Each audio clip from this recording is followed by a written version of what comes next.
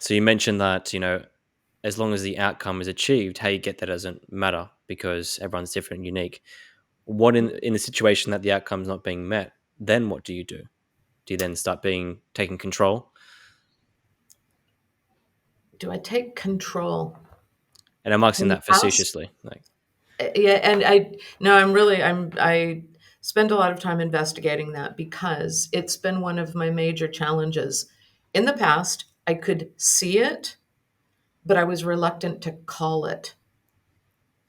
Nowadays, I've gotten much better at calling it and calling it quickly. Hey, we had an agreement, the outcome is not being achieved. Let's call it, and it doesn't mean that we have to name it a failure. What if we look for a different approach? Let's get creative instead of going into condemnation, right? Let's not condemn it. It's not disaster. Yeah, I put protections in place so that things aren't disasters. That's called risk mitigation. So insurances do that for me, that kind of thing, right?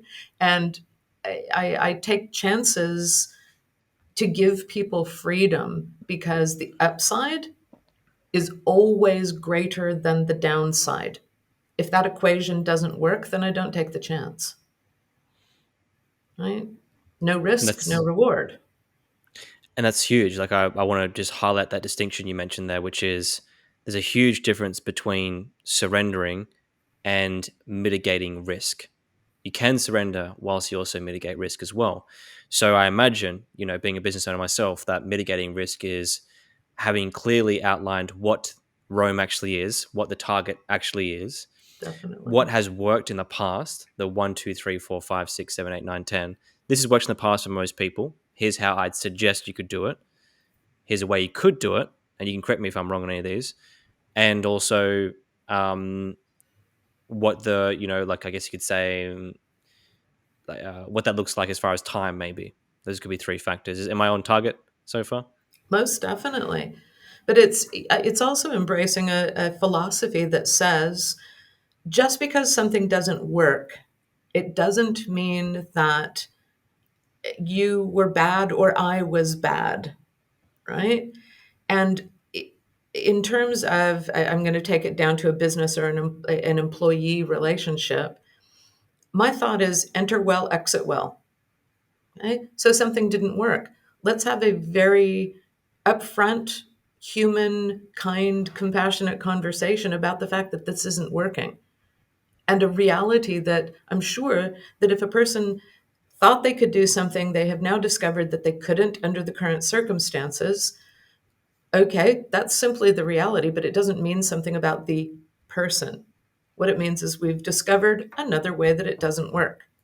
So we either have the time, the availability, the resources, and the willingness to find another path, or we can shake hands and go, okay, this didn't work, and let's go our separate ways. But it doesn't mean that we have to divorce badly. Right? Enter well, exit well. Mm, And I find most organizations are pretty good at helping people enter well. They're not so good at helping people exit well because they why go is that? into a spiral. Blame. There Mm, always has to be, and I'm sorry to use the phrase, but ass covering, right? Whose fault is it? Well, if we're truly allowing beingness, we don't have a need. There's not a neediness to assign blame. Okay, well, let's uncover the reasons why. What happened, right? Look at the systems, look at the processes, look at the procedures, look at the environment. What was the phenomenon that existed around us that allowed for those things to go well or not go well? And let's work with those. But I don't need to fix humans. Humans aren't broken. They don't need fixing. Um, so especially not in a business context. So let me allow you to be the best of who you can be. And if it didn't work, I'm still going to allow you to be the best of who you can be, and we'll enter well and exit well with each other. And there doesn't need to be hard feelings. There doesn't need to be bad water under a bridge somewhere.